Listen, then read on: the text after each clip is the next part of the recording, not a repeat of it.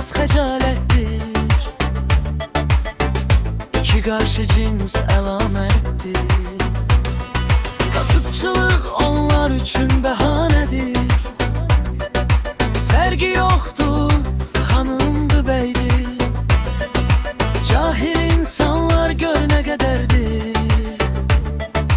Əsil eşq cütlükdə sədaqətdir.